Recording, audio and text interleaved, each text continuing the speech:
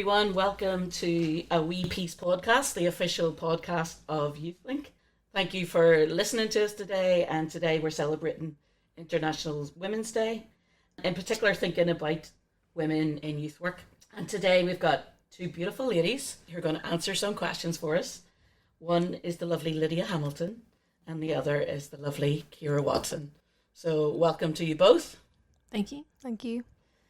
Cool. So maybe we'll start with Kira. Kira, can you just tell us a little bit about yourself? Just a little bit about where you grew up, what you've been doing, and how you ended up in youth work as well. Yeah, sure. So I grew up in Newtownards, in particular, like the Westlands Estate area. I literally have lived there all my life until I moved out very recently. So I grew up in a council estate area. My mom took me and my brother to church every Sunday because we lived, like, I could literally see the church from like my parents' back window. Like, that's how close the church was. Mm-hmm. And for me, that was quite a significant place for me for my journey into youth work.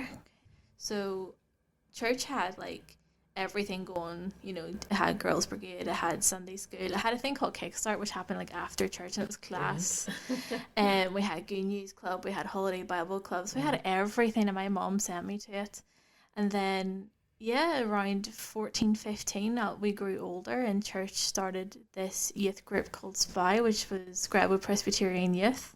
It was cool at the time. It's actually quite cringe now, like looking back, it's like, exactly. It could have had a better name, but it's what it is. And I grew up in that, and at about 15, 16 years old, they were like, hey, you should come on to be a young leader. And the rest is kind of history. It kind of started from there. And I did a lot of volunteering for, about 8 or 9 years until 2020 when COVID hit. Mm-hmm. And I had to give everything, all the youth sort of stuff, kind of give up, or not give up, but I had to like stop. And I got quite frustrated because I wasn't allowed to contact any of my girls. I was an officer in my GB at the time, and I wasn't allowed to contact any of my girls at the time. And I felt like I was letting I just felt like I was letting my girls down. Yeah. And at that point, a friend of mine literally said, I think this is for you. Mm-hmm. I think youth work is for you. Because at the time I was working in a supermarket, and I just graduated from Bible college as well. So not a great time to graduate during COVID, but it's what it is. And he was just kind of like, I think this is for you. I can see your passion. You just light up, and all that good stuff. So literally we hung up the phone, and I remember so vividly sitting in my bedroom on the floor, and I just said to God, I was like, listen, if this is for me, do something. And just left it at his feet. And then I think about 4 months later, I had 2 youth work jobs, one in the YMCA and an internship in Orangefield. Yeah, and that was about 4 years ago. So Here we are. Yeah, God gives you more than what you expected, right? Oh yeah, 2 youth work jobs instead of an abundance of jobs there, like. But yeah, so that's been my journey. Amazing. It's still for me great seeing you light up when you're with young people still. So amazing. Lydia, over to you. Tell us a little bit about yourself, and just a wee bit about your history, but also how did you get involved in youth work? So yes, I'm Lydia, and I am 23, and I'm from South Belfast. Lived there most of my life with 3 older brothers, so kind of know how to stand up for myself, which has been useful in youth work as well. But I think I really enjoyed school, had a really positive experience, but I came to kind of sixth form and uni and what's next, and I was just so confused. I remember sitting down reading through like the UCAS brochure and like just scrolling out every single course that I saw, because none of them seemed to really interest me, and I was like, whoa, like what's wrong with me? Why don't I kind of have a passion for what I'm going to do next?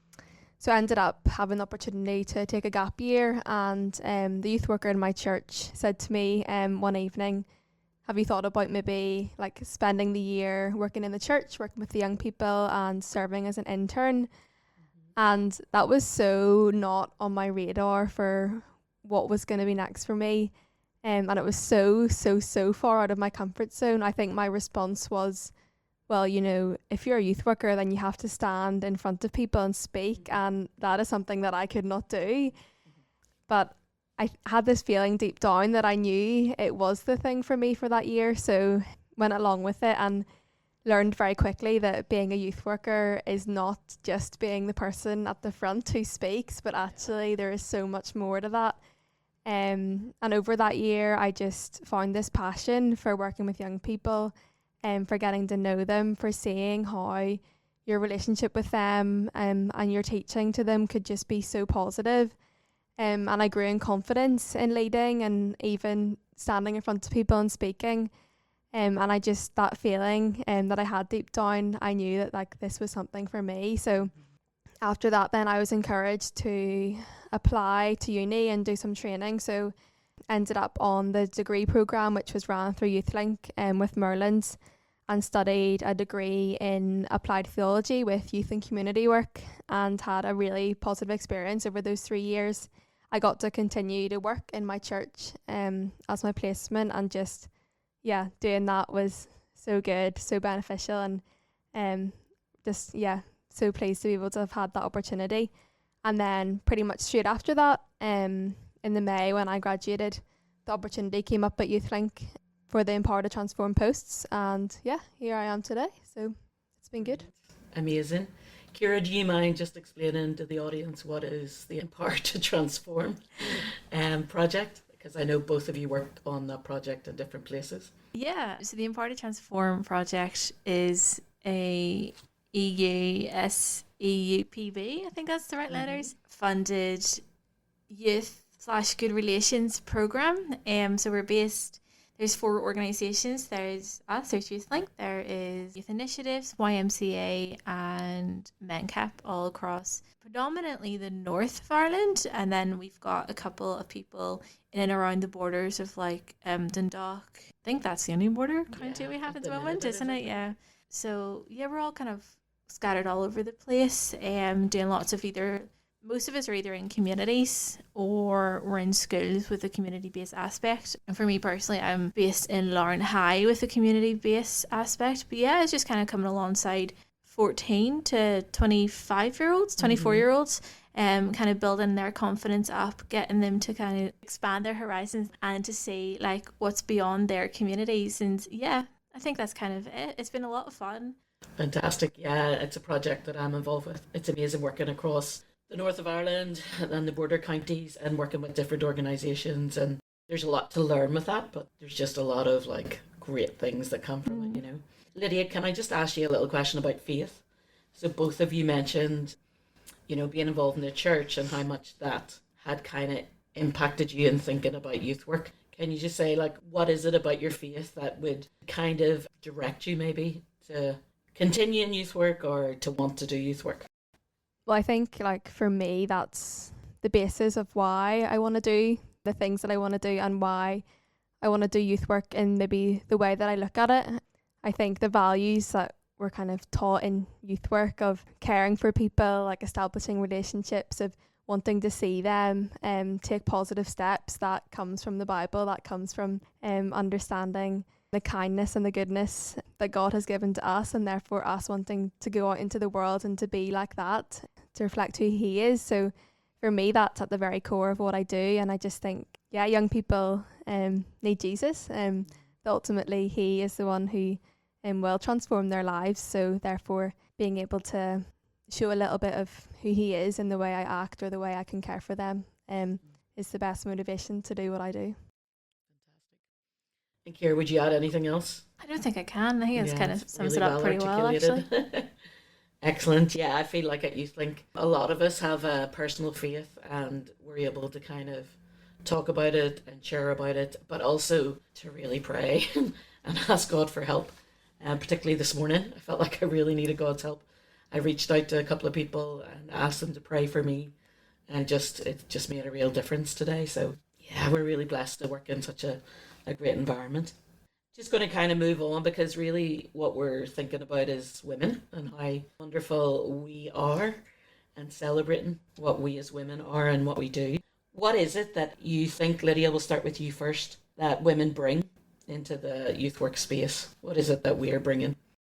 Well, I think it's like maybe obvious, but it's really important that we are in the youth workspace because half of the people we are working with are also women, young women and girls. And I think it's so important, even thinking back on my journey as a young person, the role models in my life were often older females, and just the way that they were able to relate to me and like the unique struggles that I had because I was a woman, and just the kind of the way that I looked at life. It was so helpful to have women who understood that, who just the way they loved me. And I think, you know, as women youth workers, the way that we do care about people will be different than men as well. And maybe the way that we can notice people, or just the way our minds work. It's so beneficial to have men and women working together, because then we can have this wider perspective and this wider approach to how we work with young people. So I think it's important that we're just as equally in the field. Absolutely. And is there anything, Kira, that you would add to that, just around why it's important to have us in that youth workspace?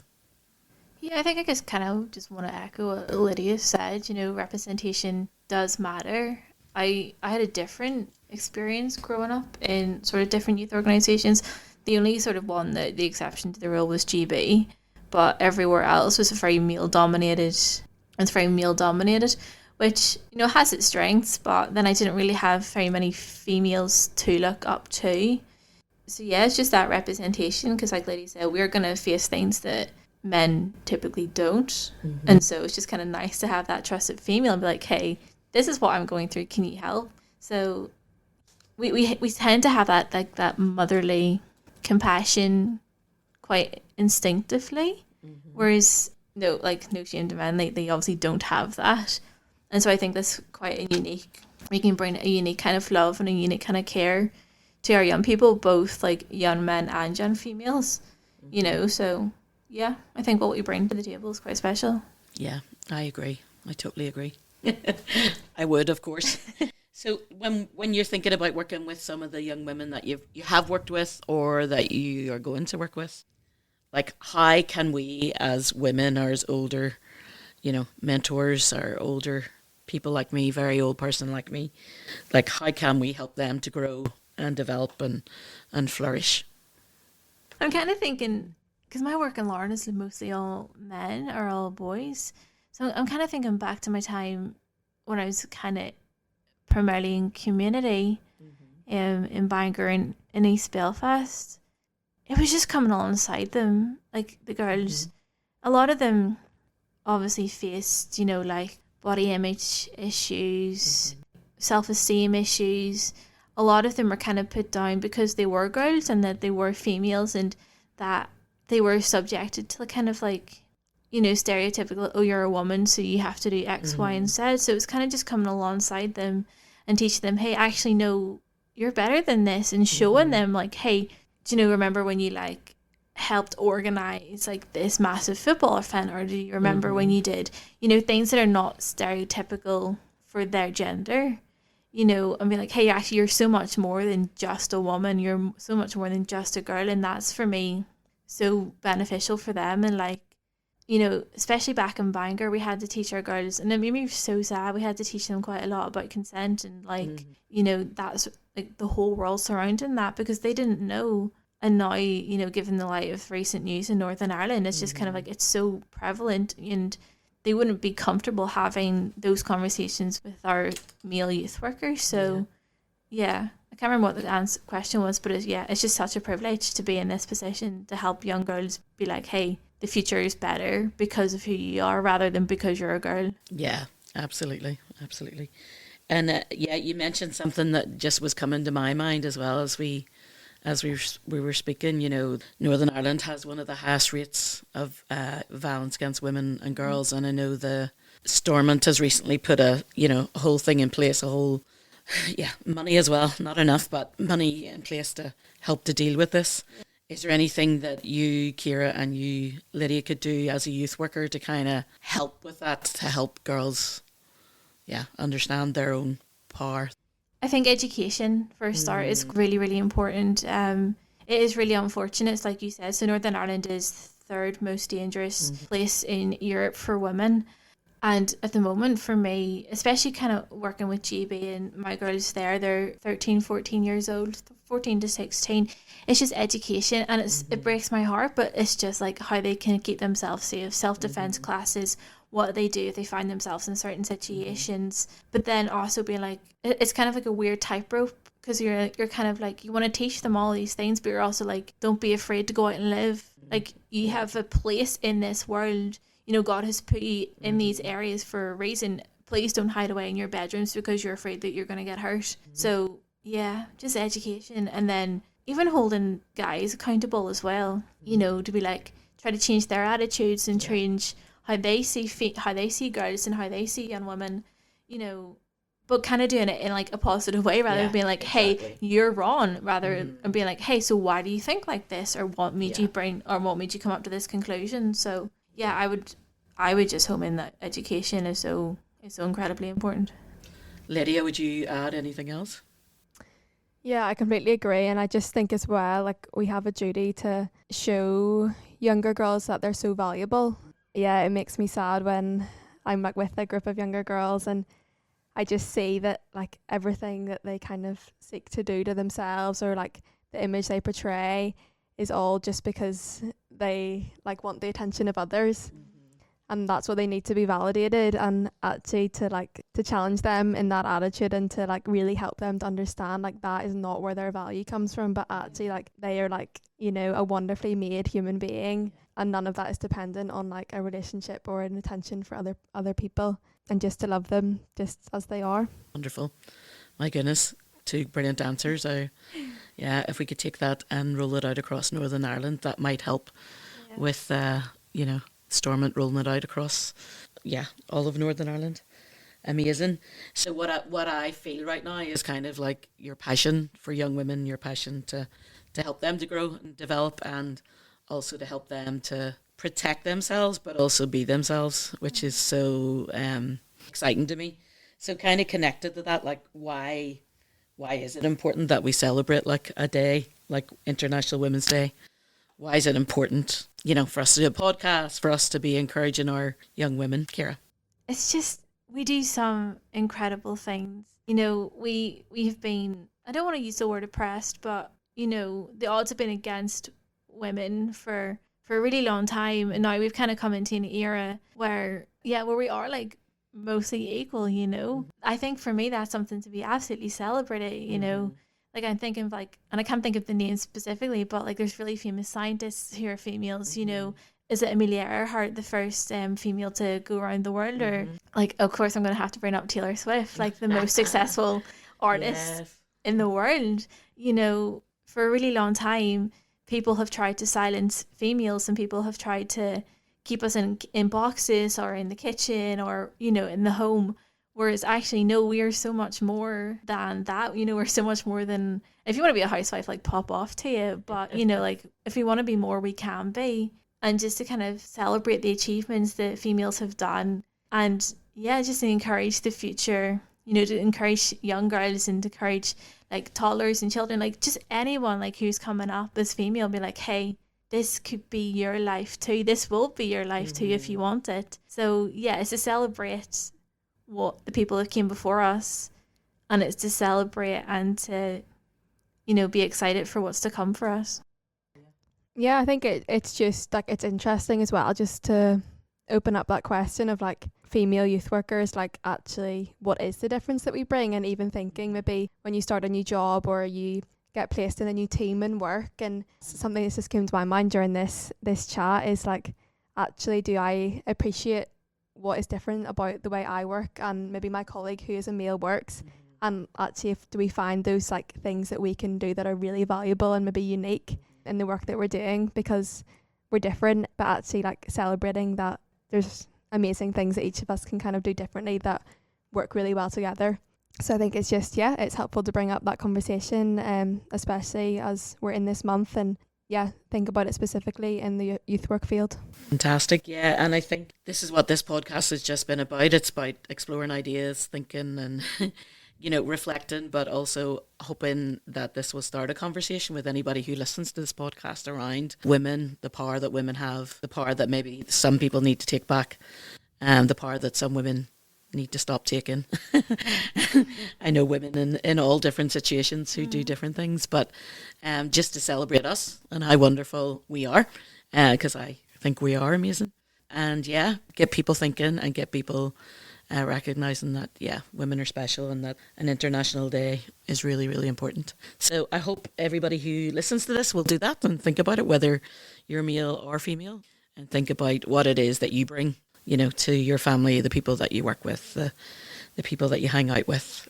And hopefully you'll bring positivity and love and encourage value in other people. So thanks everybody for listening to us, and thanks especially to Lydia and Kira, who did an amazing job today. And happy International Women's Day!